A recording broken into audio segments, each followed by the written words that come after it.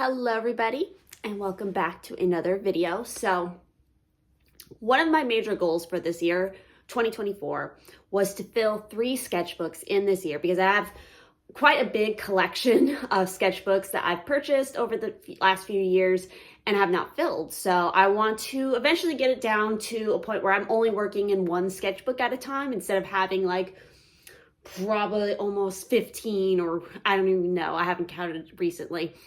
But as of November 26th, I have successfully filled 2 sketchbooks. And yes, I know these are quite small.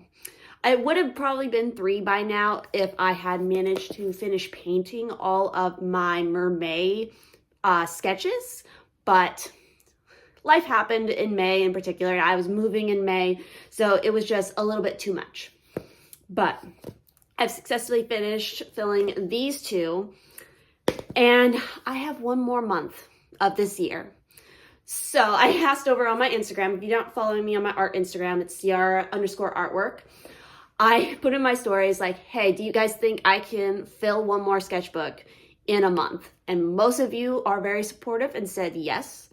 So we are going to attempt that. I'm going to try to document it. I don't know if all of it is going to be in this one video, if I'm going to stretch it out into a couple different videos, but we'll just see. So yeah, and also for anybody who's curious, these 2 little sketchbooks, I got these from Michael's. They were on like an end cap, very cheap little dudes. Just dropped one. But they have a decent amount of pages. It's definitely meant for like ink or just like pencil. I wouldn't attempt really markers. It's definitely going to bleed through. If anything, if you want to add some color, I would use colored pencils or highlighters. That is a big secret of mine in some of my sketchbooks is highlighters are fantastic, especially for thin paper, because it typically doesn't bleed through. So with that said, I perused my sketchbook collection because again, some of them I've already started like fiddling around with and trying to pinpoint one that I think I can finish in a month. And I know some of you might be like, oh, that's so easy to finish a sketchbook in a month. Which, you know, in all fairness, I'm not going to argue with that.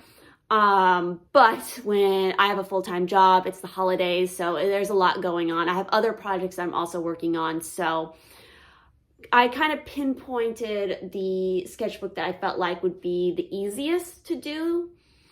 And so it is going to be this little guy. So this is a sketchbook that I got a while back, and it was done by Sketchbook Co. I know it's backwards right now. Unfortunately, I don't believe they're making, these are all like handmade sketchbooks using recycled vintage artwork, book covers, stuff like that. But I don't believe they're no longer making them. I actually got some of the last ones that they were releasing. So in the future here, when I show other sketchbooks, you're gonna see quite a few of them that I've done. But yeah, I got this little one, and my whole theme for this sketchbook, some of my sketchbooks I do like specific themes with, and this one was like landscape scenes, stuff like that, a few little animal related ones, but there were animals inside the environment. And I currently have 8 pages to fill in this. I've been doing them one-sided little paintings, watercolor, and so I have 8 of them. So the goal here is, I think I can do it, to fill the last 8 pages with little paintings and complete this sketchbook before the end of this year. Again, that sounds like very easy, doable thing, but we're gonna see how successful I am in this given the rest of my schedule and other stuff I'm working on. So without further ado, we're gonna go ahead and jump into the next painting I'll be doing in this sketchbook. See you there.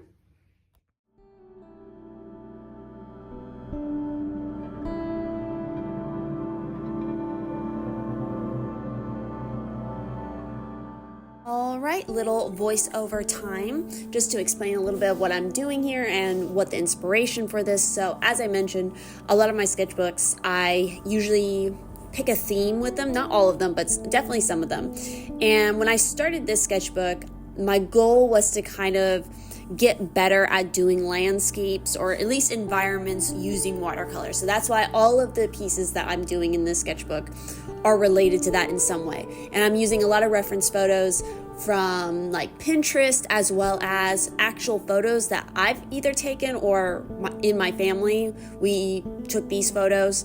And the one that for this particular painting is one that I took when me and my family, we were doing like a hike somewhere here in Virginia. I can't remember which park it was, but you were able to get down to the shore. There was a lot of interesting things I took photos of during this little trip and when I took this main photo.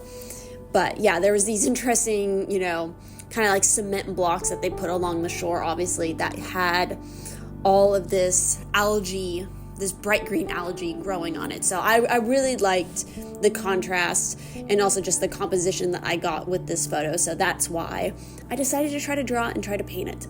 Again, my goal is to, yes, I want to try to get as close to like a 1-to-1, but I'm realistic and probably am not going to get that close to a 1-to-1 to the reference photo I'm using. But as long as I get the essence, definitely, of like the photo, how it feels when you look at it in my little painting, then that's definitely a win for me. And I think I did an all right job with this one. I mainly used a lot of my Daniel and Smith watercolors for this, but of course I mixed it with some of like the Japanese watercolors I have and whatever else I have in my arsenal of art supplies. Eventually I'll need to do like a tour of all of my art supplies for you guys, but regardless, I definitely used a lot of the Daniel and Smith, especially for the green, as well as like for the color that I was using to try to get the darker shadows is a color called, it's like Moonlight or Moon Glow. It's interesting. It has a little bit of granulating going on because I like the granulating, especially for this, especially to try to get some sense of like the textures in those rocks and stuff. But yeah, it wasn't the most, complicated little painting, but I think it had interesting flow, again, with the composition that I got in the photo to try to copy and to emulate. So that is the process for it. I think overall this little painting took me, again, not including the sketch time, but the painting part took me probably like 45 minutes, maybe almost an hour. Again, I'm not trying to have these be hour-long session paintings. I'm trying to get them more like quickly done, but accurately as I can. So yeah, the next few paintings I'll be working on in this sketchbook are ones that I already sketched out a while back. We haven't gone yet to this section of pages where I have nothing sketched on them, but when we do get to that point, maybe I'll record the sketching process, maybe I won't. I'm not sure yet. Again, we're just kind of playing this by ear and seeing how many of these I can get done before the end of this year. So I hope you guys enjoy, and I have decided to do this as like multiple videos as much as I can because, I think this video would be way too long if I tried to put all of the little paintings into it. So yeah, I hope you guys enjoy the rest of the process. If you have any questions about what I'm doing or you want me to do tutorials on anything, definitely do let me know, and I'll see you in the next one.